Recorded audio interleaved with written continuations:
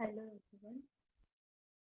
आपण business planning and entrepreneurial management हा subject बघतोय. तर त्याच्यामध्ये आपण आतापर्यंत काही रेफरन्स लेक्चर्स बघितले. तर त्याच्यात काही पार्ट हा कव्हर झाला नसेल तर आपण त्याचा ओव्हरव्ह्यू घेऊया. तर first topic, what is enterprise. Enterprise considered as a place where with the joint effort of land, labor, and capital and management, production is undertaken for commercial gains or profit. In short, uh, land, labor, capital आणि management एकत्र येऊन कुठल्या तरी गोष्टीचं production जेव्हा केलं जातं तर त्याला आपण एंटरप्राइज, ठीक आहे. What is entrepreneur? Entrepreneur defined as an agent who buys factor of production at certain prices and combines them into a product with the view of selling it at uncertain prices in future. Okay. In short सांगायचं झालं तर entrepreneur कोण असतं? तर a person who set up a business or businesses taking on financial risk in the hope of profit. They are highly motivated, highly innovative, critical thinker, problem solver. Next part,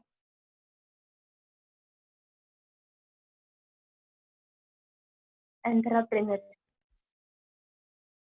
Entrepreneurship concept है तर complex and broad concept है. It is related to vision and its implementation.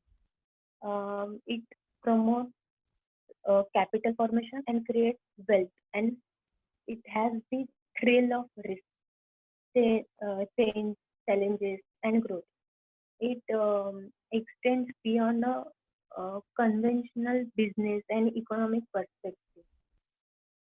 So, its definition is entrepreneurship is the propensity of mind to take calculated risks with confidence to achieve a predetermined business or industrial objective.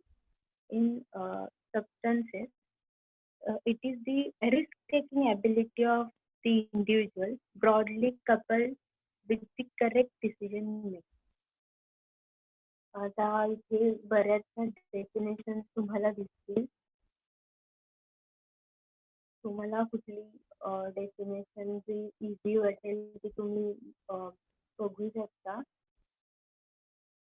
आता इथे एक model entrepreneurship कन्सेप्टचं model दिलंय. तर त्या मॉडेलमध्ये person, task, environment आणि organisation तर हे 4 कोर एलिमेंट आहेत एंटरप्रेन्योरशिपचे.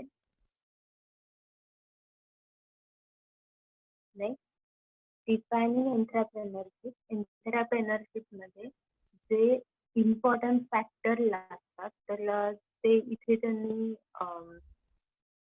डिफाईन केले की risk and uncertainty oriented, creativity, the action process, and entrepreneur, leadership, innovation, enterprise creation, accepting challenges, creating value, profit or not for profit, invention, growth, decision making. म्हणजे एंटरप्रेन्योरशिपचा हा सगळा part आहे की ह्या सगळ्या गोष्टी एंटरप्रेन्योरशिप मध्ये येतात. इथे डिस्टिंक्शन किंवा आपण एंटरप्रेनर आणि एंटरप्रेनरशिप मधला डिफरन्स बघू शकतो की एंटरप्रेनर हा पर्सन असतो, ठीक आहे ना. एंटरप्रेनरशिप ही प्रोसेस आहे. एंटरप्रेनर ऑर्गनायझर आहे कारण तो पर्सन असतो आणि ही प्रोसेस आहे त्यामुळे ती ऑर्गनायझेशन आहे. दुसरं हा क्रिएटर आहे आणि ही क्रिएशन आहे. एंटरप्रेनर मोटिवेटर असतो, एंटरप्रेनरशिप मोटिवेशन असते. एंटरप्रेनर व्हिज्युअलायझर किंवा व्हिजनरी असतो आणि एंटरप्रेनरशिप विजन असतो. एंटरप्रेनर लीडर असतो, तर एंटरप्रेनरशिप लीडरशिप मध्ये एंटरप्रेनर इमिटेट असतो, तर एंटरप्रेनरशिप इमिटेशन असतो. एंटरप्रेनर रिस्क बेअरर असतो, तर इथे एंटरप्रेनरशिप रिस्क बेअरिंग कन्सेप्ट आहे. Next part, need of entrepreneurship development. आता एंटरप्रेनरशिप डेव्हलपमेंटची नीड का तयार झाली, तर इंडियन हिस्ट्रीमध्ये बघितलं तर आपल्या इथे बऱ्याचसे सेक्टर्स आता डेव्हलप होताना बघतोय. सध्या सर्व्हिस सेक्टर खूप जास्त डेव्हलप होतंय, कारण त्यांचं GDP कॉन्ट्रीब्युशन खूप जास्त वाढतंय सर्व्हिस सेक्टरचं. आता त्याचा फर्स्ट पॉइंट आहे इनोव्हेशन. आता एंटरप्रेनरशिपमध्ये इनोव्हेटिव्ह कॅरेक्टरिस्टिक्स असले पाहिजे. जर इनोव्हेशन नसेल तर मग तुमचं प्रॉडक्ट किंवा सर्व्हिस आहे तर ती सेल आउट होणार नाही किंवा कस्टमर्स अट्रॅक्ट सुद्धा होणार नाही. मग तुमच्या बिझनेसचा पर्पज काय, ज्या गोष्टीसाठी आपण बिझनेस करतो, प्रॉफिट मेकिंगसाठी, मोर सेलिंग असेल तर ह्या गोष्टी कम्प्लीटच होणार. नेक्स्ट आहे जॉब क्रिएशन. जेव्हा एखादी एंटरप्राइज इस्टॅब्लिश होते तर तेव्हा तिथे अनेक लोकांना जॉब मिळतात. ठीक आहे, म्हणजे स्किल्ड अनस्किल्ड लेबर पासून मॅनेजरियल लेवल पर्यंत बऱ्याच जणांना अपॉइंट केलं जातं.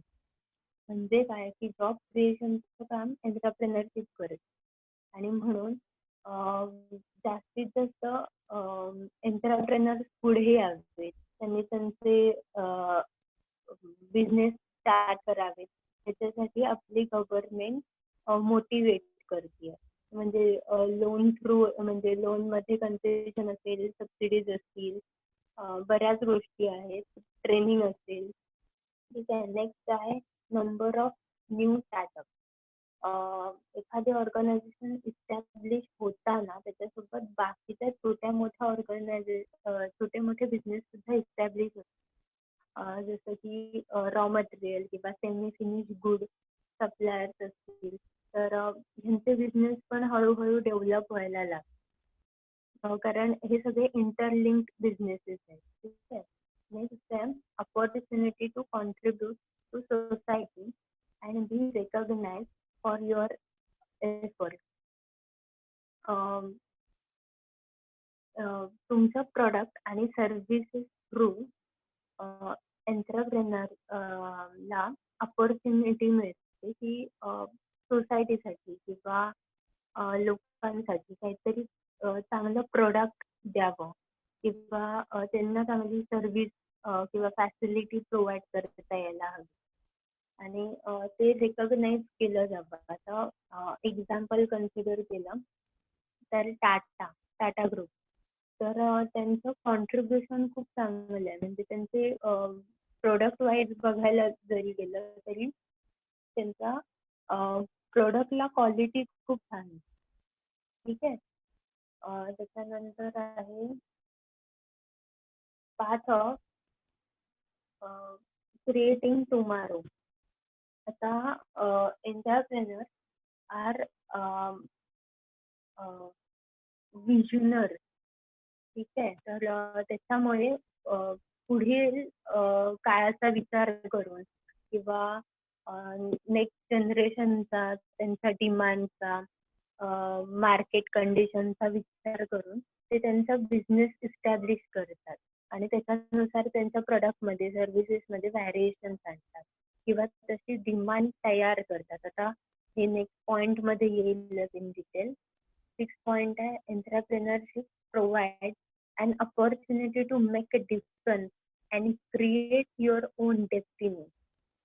आता ही अपॉर्च्युनिटी असते. तर एन नंबर ऑफ प्रोडक्ट मार्केटमध्ये अवेलेबल असतात, पण तुमचंच प्रोडक्ट का खरेदी केलं गेलं पाहिजे, तर मग त्याच्यासाठी तुम्हाला त्या प्रोडक्टमध्ये काहीतरी व्हॅरिएशन आणायला लागतं, क्रिएटिव्हिटी लागते. किंवा एखादं नवीन प्रॉडक्ट बनवावं लागतं. आणि त्यासाठी इनोव्हेशन आलं. नेक्स्ट पॉइंट आहे एंटरप्रेन्योरशिप तर small market with new technology. आता एंटरप्रेन्योरशिप ही एका आयडियाने जनरेट होते. ठीक आहे. त्याच्यामध्ये रिस्क टेकिंग, एफर्ट, विजनरी, त्याच्यानंतर क्रिटिकल थिंकिंग, बऱ्याच गोष्टी आहेत. पण ती जी एक कन्सेप्ट असते, एक आयडिया असते, एखाद्या प्रोडक्ट मेकिंगसाठी किंवा सर्व्हिस प्रोव्हाइड करण्यासाठी, तर ती व्हॅरी करते बाकीच्या सर्व्हिसेस किंवा प्रोडक्ट्सपेक्षा. आणि त्याच्यामुळे ती न्यू टेक्नॉलॉजी इंट्रोड्यूस करू शकते मार्केटमध्ये. ठीक आहे. आता एक्झाम्पल जर कन्सिडर करायचं झालं तर आता आपण स्मार्टफोन यूज करतो. म्हणजे 10 वर्षापूर्वी बघायला गेलात तर साधे नोकियाचे फोन होते. मग तेव्हा इंटरनेटची वगैरे गरज नव्हती त्या फोनला. फक्त मेसेज आणि कॉलिंगसाठी उपयोग होत होता. आणि आता आपण मोबाईल यूज करतोय तर स्मार्टफोन अशासाठी की त्याचा स्मार्टली यूज होतोय. की चॅटिंग म्हणजे सोशल मीडिया ॲप यूज केले जातात, बँकिंग करतात. त्याच्यानंतर आता ऑनलाईन लेक्चर सुद्धा अटेंड करताय. ठीक आहे. तर ही पण मार्केटमध्ये आलेली नवीन टेक्नॉलॉजीज होती. तर ही सुरुवातीला कन्सेप्ट आली तेव्हा. नेक्स्ट आहे entrepreneurship provide opportunity to reach your full potential and reach impressive profit. Entrepreneurship एक अपॉर्च्युनिटी देते एंटरप्रेनरला की त्याने जेवढे एफर्ट त्याच्यामध्ये टाकले, जेवढे इन्व्हेस्टमेंट केले, म्हणजे हार्ड वर्क, म्हणजे मेंटली आणि फिजिकली, फायनान्शियली, तर ते तुम्हाला रिटर्न मिळतील. ह्याचा फुल ॲश्युरन्स ह्याच्यामध्ये असतो. आणि अदर एरियाजमध्ये बऱ्याचशा गोष्टी आहेत की it helps in distribution of product, then women empowerment, improve standard of living, uh, bring political changes in the society, develop technological uh, know-how, business and expand commercial activities. अशा बऱ्याचशा गोष्टी आहेत त्याच्यामध्ये. Next definition of an entrepreneur बघितले आपण मगाशी. इथे पण बऱ्याचशा डेफिनेशन दिलेले आहेत. इथे डायग्राम दिसते तुम्हाला. तर अकॉर्डिंग टू समचर पाच पॉइंट ऑफ व्ह्यूने एंटरप्रेनर त्याने डिफाईन केला. तर तो नवीन प्रॉडक्ट इंट्रोड्यूस करतो, नवीन मेथड प्रोडक्ट इंट्रोड्यूस करतो, नवीन मार्केट ओपन करतो, new sources of supply explore करतो आणि new type of organisation build करतो किंवा त्याचं स्ट्रक्चर बनवतो. ठीक आहे. तर हे ते डेस्टिनेशनचाच एक पार्ट आहे. Next importance and significance of growth of entrepreneurial activity. त्याच्यामध्ये फर्स्ट आहे डेव्हलपमेंट ऑफ मॅनेजरियल कपॅबिलिटी. आता जेव्हा एंटरप्रेनर वेगवेगळ्या पॅरामीटरवर जाऊन वर्क करत असतो, तर तेव्हा त्याच्या मॅनेजरियल कपॅबिलिटीज ह्या डेव्हलप होतात. आता एक एक्झाम्पल कन्सिडर करायचं झालं तर आपला कोर्स हा मॅनेजमेंट पर्स्पेक्टिव्हने बनवला आहे की इथून म्हणजे ह्या कोर्समधून बाहेर पडलेली मुलं मॅनेजरियल लेवलचं काम करू शकतील किंवा मॅनेजमेंटचा स्टडी आपल्याला स्पेसिफिकली इथे शिकायला मिळतो. आणि दुसरी गोष्ट की एंटरप्रेनर म्हणून स्वतःचा बिझनेस इस्टॅब्लिश करू शकतील ती कपॅबिलिटी त्यांच्यामध्ये येईल असा हा कोर्स आहे. आता आधीच्या जनरेशनमध्ये बघितलं तर काही लोक कमी अधिक शिकलेली असतील, तर त्या लोकांना जरी तुम्ही ऑब्झर्व केलं मॅनेजमेंट पर्स्पेक्टिव्हने, तर त्यांच्यामध्ये पण मॅनेजमेंट क्वालिटीज दिसतील की डिसिजन मेकिंग ॲबिलिटी असते, क्रिटिकल थिंकिंग असतं, रिस्क टेकिंग असतं. ठीक आहे. तर ह्या गोष्टी त्यांना एक्सपिरियन्सने शिकता येतात. तर ह्या आपल्याला ऑलरेडी ह्या कोर्समध्ये इन्क्लूड करून घेतल्यात. कारण आपल्याला त्या स्किल्सनी यूज करता आल्या पाहिजेत म्हणून. ठीक आहे. तर त्याच्यामुळे डेव्हलप मॅनेजरियल कपॅबिलिटी. नेक्स्ट आहे क्रिएशन ऑफ ऑर्गनायझेशन. आता जेव्हा ऑर्गनायझेशन बिल्ड होते तेव्हा त्याच्यामध्ये वेगवेगळे सेक्टर्स इन्क्लूड झालेले असतात. म्हणजे फिजिकल कोऑर्डिनेशन असतं, ह्युमन आणि फायनान्शियल रिसोर्सेस आहेत, एंटरप्राइज असेंडिंग आहे, direct appointing managerial skilled people, unskilled people. तर हे ऑर्गनायझेशन आहे, क्रिएशन ऑफ ऑर्गनायझेशन. आणि एखादी ऑर्गनायझेशन नुसती बिल्डिंग असेल तर उभी नाही राहणार. त्याच्यासाठी लेबर पण तितकंच इम्पॉर्टंट आहे, मनी इम्पॉर्टंट आहे. ठीक आहे. नेक्स्ट आहे इम्प्रूव्हिंग स्टँडर्ड ऑफ लिव्हिंग. जेव्हा एक एंटरप्राइज गुड्स किंवा सर्व्हिसेसचं प्रोडक्शन करते, तर तेव्हा ते सर्व करताना सोसायटीमधलं स्टँडर्ड ऑफ लिव्हिंग आहे किंवा ते प्रोडक्ट आणि सर्व्हिसेस यूज करणाऱ्या लोकांचं स्टँडर्ड ऑफ लिव्हिंग जे आहे तर त्याच्यामध्ये इम्प्रूव्हमेंट व्हायला किंवा इम्प्रूव्हमेंट होते. ठीक आहे. नेक्स्ट आहे मीन्स ऑफ इकॉनॉमिक डेव्हलपमेंट. त्याच्यामध्ये मॅनेजरियल स्किल्स इम्प्रूव्ह होतात. त्याच्यानंतर maximisation of output from given resources, innovative ideas, creativity. तर ह्या सगळ्या गोष्टी इन्क्लूड होतात. त्याच्यामुळे जर इंडस्ट्रियल रिव्हॉल्युशन होणार असेल किंवा अजून बाकीचे बिझनेस स्टार्ट होणार असतील तर त्यांना एक आयडिया मिळेल. त्याच्यानंतर नेक्स्ट आहे entrepreneur create business that hire people. आता मगाशी जसं म्हटलं की एक एंटरप्राइज किंवा एक बिझनेस जेव्हा इस्टॅब्लिश होतो तर त्याच्यामुळे अनेक लोकांना एम्प्लॉयमेंट मिळते, अनेक लोकांना जॉब मिळतात. तर हा मेन मोटिव्ह आहे म्हणजे अकॉर्डिंग टू गव्हर्नमेंट. नेक्स्ट आहे एंटरप्रेनर पे टॅक्स. एंटरप्रेनरशिपमुळे रेव्हेन्यू जनरेट होतो जो आपण गव्हर्नमेंटला देतो. नेक्स्ट आहे entrepreneur create demand for product which in turn create jobs and other businesses.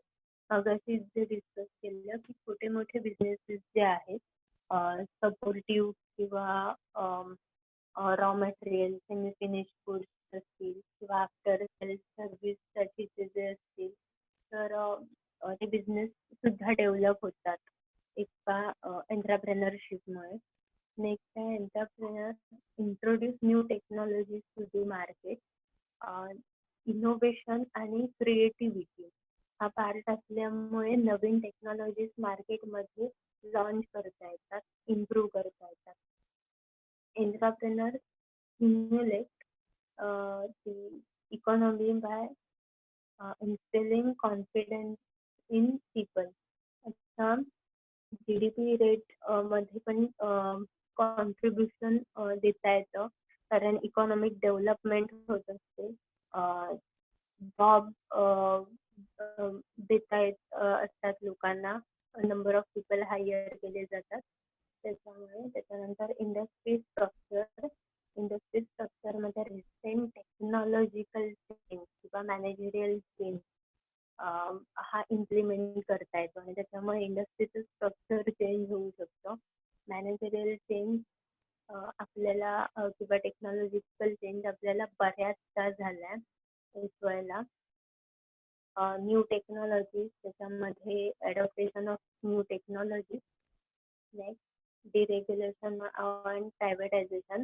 आता प्रायव्हेट कंपनीज सुद्धा गव्हर्नमेंट सोबत कोलॅबोरेट होत आहेत किंवा लायसन मिळतंय त्यांना आणि हे प्रॉफिटेबल आहे म्हणजे एंटरप्रेनरसाठी सुद्धा आणि गव्हर्नमेंटसाठी सुद्धा.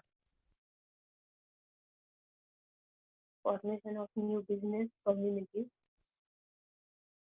नवीन मार्केट असेल किंवा नवीन टेक्नॉलॉजीज आहेत तर त्या मार्केटमध्ये आणणं किंवा तशाच सेम टेक्नॉलॉजी मार्केटमध्ये क्रिएटिव्हिटीने किंवा कमी रेटने लॉन्च करणं किंवा आणणं. तर ह्या गोष्टी सुद्धा आहेत की ही एक अपॉर्च्युनिटी पण आहे आणि क्रिएटिव्हिटी आणि इनोव्हेशन पण आहे याच्यामध्ये. नेक्स्ट आहे इन्क्रीजिंग डिमांड फॉर व्हरायटी. आता व्हरायटीसाठी कार असतील, ठीक आहे, तर कारमध्ये पण काही जणांना व्हरायटीमध्ये आधीच्या कार होत्या तर त्यांचे कलर फिक्स होते की ब्लॅक असेल, त्याच्यानंतर फक्त व्हाईट होता. आता त्या कलरची कार हवी त्या कलरची कार मिळते, ठीक आहे, किंवा त्याच्यामध्ये सिटिंग अरेंजमेंट आहेत किंवा मटेरियलची क्वालिटी आहे. तर या सगळ्या गोष्टी सिलेक्ट करता येतात, कस्टमाइज करता येतात. पण increasing demand for variety. Variety म्हणजे अकॉर्डिंग टू डिमांड प्रोव्हाइड केली गेली नाही तर मग बिझनेस कोलॅप्स होईल. प्रोबॅबली एंटरप्रेनर फोकस करतात की कस्टमायझेशन सुद्धा करता येईल according to public demand. Next आहे सर्व्हिस सेक्टर ग्रोथ. मगाशी जसं म्हटलं की पर कॅपिटा इन्कमचं कॉन्ट्रीब्युशन सर्व्हिस सेक्टर थ्रू जास्त आहे. कारण सर्व्हिस सेक्टर इंडस्ट्री ह्या गेल्या काही वर्षात खूप जास्त ग्रोथ झाली. नेक्स्ट आहे government incentive and subsidy.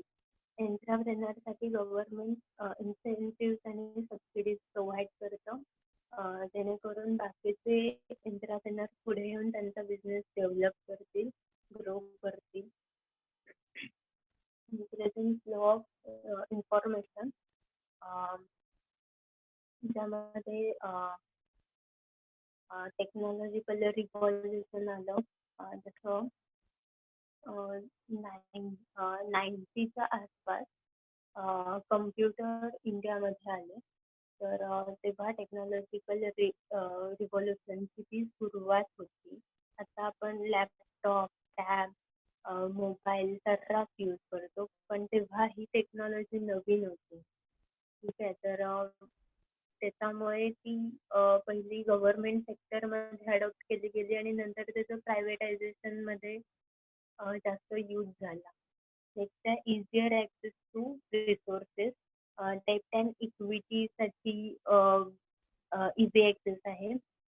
Next आहे entrepreneurial education and education in general. मगाशी जसं म्हटलं की जेव्हा गरज लागते किंवा मार्केटमध्ये डिमांड असते तर BMS हा आपला प्रोफेशनल कोर्स आहे की फुल्ली ट्रेन एम्प्लॉईज, मॅनेजर्स किंवा एंटरप्रेनर हे एक्सपिरियन्सने ट्रेन होण्याच्या आधी त्यांना आधी बेसिक नॉलेज आणि स्किल्स असणं गरजेचं आहे आणि म्हणून हा कोर्स युनिव्हर्सिटीने तयार केला आहे, ठीक आहे. आणि मग त्याच्यामध्ये आपल्याला थेरॉटिकल पण शिकतो आपण, त्याच्यानंतर क्लासमध्ये काही रोल प्ले सुद्धा घेतो. ते ह्या गोष्टीसाठी PPT प्रेझेंटेशन असतील, ग्रुप डिस्कशन आहेत, तर ते तुमचे स्किल्स इम्प्रूव्ह होण्यासाठी ते आहे. Next return on innovation. आता इंटेलेक्च्युअल प्रॉपर्टी राईट अंडर काही गोष्टींवर आपण म्हणजे एखादं प्रॉडक्ट असेल किंवा त्या प्रॉडक्टचं डिझाइन असेल, तर ह्या गोष्टींवर कॉपीराइट घेतला जातो आणि हे कॉपीराइट आपण कोणाला तरी सेल आउट करू शकतो. आता इंटेलेक्चुअल प्रॉपर्टी राईटचं एक्झाम्पल अजून एक कन्सिडर केलं तर रॉयल्टीचं एक घेऊया की मॅकडोनल्ड्स आहे, ठीक आहे. तर त्यांच्या ज्या फ्रँचायझीज आहेत, तर मग त्यांना त्या फ्रँचायझीला जे कॉन्ट्रॅक्ट असतं, तर त्याच्यामध्ये जो काही 30-40% शेअर जो आहे, तो मॅकडोनल्ड कंपनीला द्यावा लागतो, कारण ते त्यांचं नाव यूज करतात. ठीक आहे. त्यांचं प्रॉडक्ट म्हणजे आपण बर्गर वगैरे जे घेतो, तर ते त्यांनी त्याचे स्टँडर्ड्स, त्याचं वेट, त्याची प्रोसेस हे त्यांनी डिझाइन केलेलं आहे. फक्त एखादा पर्सन जाऊन त्याची फ्रँचायझी चालवायला घेतो. ठीक आहे. तर रिटर्न ऑन इनोव्हेशन की ज्या पर्सनने ह्याचा शोध लावला त्याला त्याचं रिटर्न्स मिळत आहे. नेक्स्ट आहे successful entrepreneur as a hero. तर धीरूभाई अंबानी किंवा नारायण मूर्ती असतील तर ते मिडल क्लास फॅमिली बॅकग्राऊंडचे होते. तर त्यांचं ते सक्सेसफुल एंटरप्रेनर्स आहेत आणि त्यांना आपण हिरो म्हणून कन्सिडर करतो किंवा रोल मॉडेल म्हणून. Next high regard for self employment. आता तुमच्यापैकी एखादा जर जॉब सीकर न बनता एखादा एंटरप्रेनर बनला किंवा सेल्फ एम्प्लॉयड बनला, ठीक आहे, म्हणजे तो इंडिपेंडेंट झाला. त्या पर्सनला गरज नाहीये किंवा त्या व्यक्तीला कुठल्या जॉबची गरज नाहीये. त्यांनी स्वतःचा जॉब स्वतः क्रिएट केला. इव्हन जर त्याच्यामध्ये ग्रोथ असेल तर अजून काही लोकांना तो पर्सन अपॉइंट करू शकतो. नेक्स्ट आहे म्हणून सेल्फ एम्प्लॉयमेंट. नेक्स्ट आहे रायझिंग डिससॅटिस्फॅक्शन ॲट जॉब. आता एम्प्लॉई रिटेन्शन किंवा टॅलेंट ॲक्विजिशन किंवा टॅलेंट रिटेन्शन हा खूप क्रुशियल आणि क्रिटिकल पार्ट आहे आत्ताच्या सिच्युएशनला किंवा ह्या जनरेशनसाठी. कारण जॉब साठी जे एफर्ट्स टाकलेले असतात तर त्याच्यामध्ये पेमेंट किंवा इन्सेंटिव्ह एवढाच फॅक्टर येतो. त्याच्यामध्ये प्रॉफिट शेअर मिळत नाही. त्याच्यामुळे एंटरप्रेनर्स त्यांना कम्प्लीट प्रॉफिट मिळत असतं, ठीक आहे. तर त्याच्यामुळे प्रोबॅबली एम्प्लॉईज किंवा जॉब करणारी जी लोक असतात तर ते स्विच करतात to become an entrepreneur. Acceptance of ex entrepreneurs in the job market. आता काही गोष्टींमुळे असतील किंवा काही सिच्युएशनमुळे असेल तर एखादा एंटरप्रेनर त्याला त्याची एंटरप्रेनरशिप सोल्ड करावी लागली असेल किंवा त्याचा बिझनेस लॉसमध्ये गेला असेल, पण तो पर्सन त्याचा एक्सपिरियन्स कन्सिडर केला जातो आणि त्या पर्सनला हायर केला जातो कारण त्या पर्सन कडे असलेल्या ॲबिलिटीज ह्या जॉब मार्केटमध्ये यूज केल्या जातात दुसऱ्या एंटरप्रेनर कडून. आता इथे कॅरेक्टरिस्टिक्स ऑफ एंटरप्रेनर आहेत risk taking, dynamic, opportunity, real time, good, ethics, goal, adaptability, decision making, emotionally stable, flexible, self-confident and optimistic, problem solver, versatile, high commitment, dedication, responsive to feedback, uh, high achievement, adaptability, conceptual skills, innovator,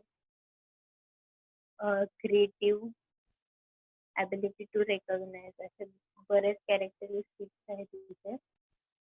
next आहे characteristics मधले काही characteristics तिथे mention केले. Motivation. तर entrepreneur motivated असले पाहिजेत, कारण motivation शिवाय वर्क करता येणार नाही. ठीक आहे. त्याचं हृदय एखादा प्रॉब्लेम आला तर लगेच एंटरप्राइज काय बंद करून चालणार आहे का? तर नाही. तर त्याच्यासाठी मोटिवेटेड असलेलं असणं इम्पॉर्टंट आहे. दुसरं आहे क्रिएटिव्हिटी अँड परसिव्हनेस. त्याच्यामध्ये क्रिएटिव्ह कपॅसिटी हवी आणि दुसरं अपॉर्च्युनिटी परसिव्ह करता यायला हव्यात. कारण जर क्रिएटिव्हिटी नसेल तर मार्केटमध्ये तुम्ही सेम प्रोडक्ट किंवा सबस्टिट्यूट प्रोडक्ट आणून तुम्हाला प्रॉफिट होणार नाही तितकं जास्त. आणि अपॉर्च्युनिटी ग्रॅब करता यायला हवी, कारण एखादं कोलॅबरेशन असेल तर डिसिजन मेकिंग ॲबिलिटी हवी की ती अपॉर्च्युनिटी आहे का, ठीक आहे, किंवा ह्यांनी जास्तीत जास्त फायदा होईल का. नेक्स्ट आहे व्हर्सॅटिलिटी. एंटरप्रेनर ह्या फक्त एक टॅग नाही आहे, त्याच्या अंडर बऱ्याच गोष्टी येतात. म्हणजे सगळ्या डिपार्टमेंटची कामं त्या एकट्या पर्सनला माहीत असली पाहिजे. म्हणजे HR डिपार्टमेंट असेल, मार्केटिंग, प्रोडक्शन फंक्शन, वेअरहाऊस डिपार्टमेंटचं फंक्शन असेल, फायनान्शियल जे काही आहे ते, त्याच्यानंतर IT रिलेटेड गोष्टी आहेत. तर ह्या सगळ्या गोष्टीच्या एंटरप्रेनरला आल्या पाहिजेत. आणि म्हणून व्हर्सॅटिलिटी. कारण जसं मी तुम्हाला सांगितलेलं की एखादी गोष्ट आपण जेव्हा दुसऱ्याला सांगत असतो तेव्हा ती आधी आपल्याला आली पाहिजे. तर त्याच्यामुळे जर लिडरशिप क्वालिटी एंटरप्रेनरची असते तर ती व्हर्सॅटिलिटीमुळे त्याला ती मेंटेन करता येते, डेव्हलप करता येते. ती प्रत्येक गोष्ट त्याला आली पाहिजे. नेक्स्ट आहे सुपर बिझनेस स्किल्स. आता कुठल्या वेळेला मार्केटमध्ये कुठलं प्रोडक्ट आणायचं किंवा कुठल्या वेळेला प्राइस इन्क्रीज करायच्या, त्याच्यावर डिस्काउंट द्यायचे. तर ह्या काही गोष्टी आहेत की त्या बिझनेस स्किलमध्ये येतात. नेक्स्ट आहे risk tolerance launching by entrepreneurial venture in risky. आता रिस्क टॉलरन्स असला पाहिजे की एखाद्या नवीन प्रोडक्टमध्ये इन्व्हेस्ट करताना किंवा त्याचं मॅन्युफॅक्चरिंग करताना ते प्रोडक्ट मार्केटमध्ये सर्वाईव्ह होईल का किंवा त्याला डिमांड असेल का. तर अशा बऱ्याच गोष्टी आहेत. किंवा एखादा डिसिजन घेताना सुद्धा रिस्क आहे. मुळात बिझनेस करायला सुरुवात करणं ही सुद्धा रिस्क आहे. तर entrepreneurs are always risk taker. Next इनोव्हेशनचं सांगितलं की एखादं नवीन प्रॉडक्ट किंवा सर्व्हिसेस बनवणं. नेक्स्ट विजन, की फक्त आत्ताच्या मार्केट कंडिशनचा विचार न करता पुढच्या काही वर्षांचा विचार करून प्रॉडक्ट बनवले पाहिजेत किंवा तसे चेंजेस त्याच्यामध्ये होतील असा विचार केला पाहिजे आधीच. तसा प्लॅन रेडी केला गेला पाहिजे. स्ट्रॅटेजिक मॅनेजमेंटमध्ये बघतो आपण ते. Flexibility and open mindness. जेव्हा काही चेंजेस होत असतात मार्केटमध्ये, मग टेक्नॉलॉजिकल ॲडॉप्टेशन असेल किंवा एन्व्हायरमेंटल किंवा पॉलिटिकल एन्व्हायरमेंट असेल, तर ह्या सगळ्या गोष्टी ॲक्सेप्ट करता आल्या पाहिजेत आणि ह्या गोष्टींसोबत पुढे जाता आलं पाहिजे. त्याच्यानंतर जर कुठल्या आयडियाज असतील किंवा सेम टेक्नॉलॉजिकल चेंजेस आहेत तर ते इम्प्लिमेंट करता आले पाहिजेत किंवा आयडियाज असतील तर त्या ओपन माइंडली ॲक्सेप्ट करून इम्प्लिमेंट करता आल्या पाहिजेत किंवा suggestion should always welcome. Next decision making ability असायला पाहिजे आणि ऑफकोर्स हार्ड वर्क. कारण हार्डवर्क नसेल तर एंटरप्राइज चालणार नाही. आणि मुळात एंटरप्रेनर जर हार्ड वर्किंग नसेल तर त्याचे एम्प्लॉईज कधीच काम करणार नाही. Next, highly optimistic, risk taking आहे किंवा रिस्क आहे बिझनेसमध्ये, तर ऑप्टिमिझम असायला हवं की जेणेकरून ते पॉझिटिव्हली मोटिवेट करत राहील.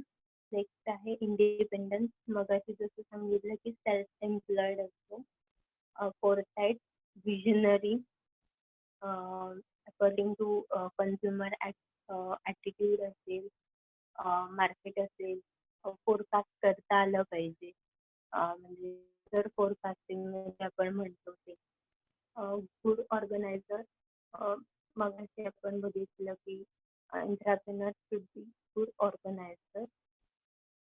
Next, qualities of an entrepreneur, discipline. आता इथे मेन्शन केलंय त्यांनी की जो डिसिप्लिन इम्पॉर्टंट आहे, कारण डिसिप्लिन शिवाय आता फॉर एक्झाम्पल जर मीटिंगला उशिरा जाणारा एंटरप्रेनर किंवा क्लायंट मीटिंगला किंवा इन्व्हेस्टर मीटिंगला लेट जाणारा एंटरप्रेनर, म्हणजे डिसिप्लिन जर मेंटेन होत नसतील तर मग ट्रस्ट बिल्ड होणार नाही एंटरप्रेनरवरचा, आणि त्याच्यामुळे तो बिझनेसमध्ये ग्रो करू शकणार नाही. म्हणजे टाइम मॅनेजमेंट असेल किंवा डिसिजन मेकिंग ॲबिलिटी आहे किंवा कल्चर आहे, तर सगळ्या गोष्टी डिसिप्लिनमध्ये येतात. नेक्स्ट, कॉन्फिडंट असला पाहिजे एंटरप्रेनर, त्याशिवाय डिसिजन घेता येणार नाही किंवा रिस्क घेता येणार नाही मुळात. नेक्स्ट, ओपन माइंडनेस, आपण मगाशी बघितला की आयडियाज असतील किंवा सजेशन्स असतील, टेक्नॉलॉजी असेल किंवा बाकीचे चेंजेस जे आहेत तर ते अडॉप्ट करता आले पाहिजेत. नेक्स्ट आहे सेल्फ स्टार्टर, प्रत्येक गोष्ट स्वतःपासून स्टार्ट केली गेली पाहिजे.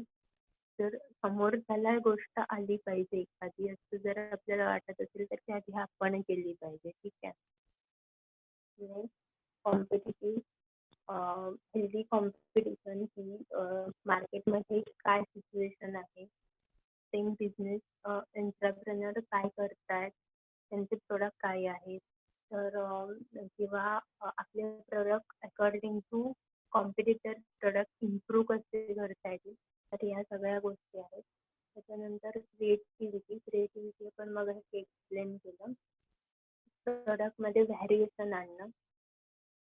नेक्स्ट आहे determination.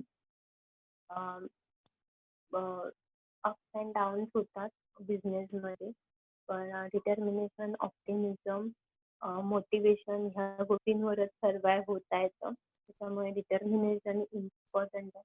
Next, strong people skills, म्हणजे communication skills. Communication skills through investors असतील, क्लायंट्स असतील किंवा एम्प्लॉईज असतील, तर त्यांच्याशी चांगल्या पद्धतीने डील करता येतं. आणि हे सगळ्यात इम्पॉर्टंट पार्ट आहे मॅनेजमेंटचा, communication skills. Strong work ethics, त्याच्यामध्ये व्हॅल्यूज ज्या असतात एखाद्या ऑर्गनायझेशनचा किंवा एखाद्या पर्सनचा, तर त्या डिफाईन डेफिनेट असल्या पाहिजेत.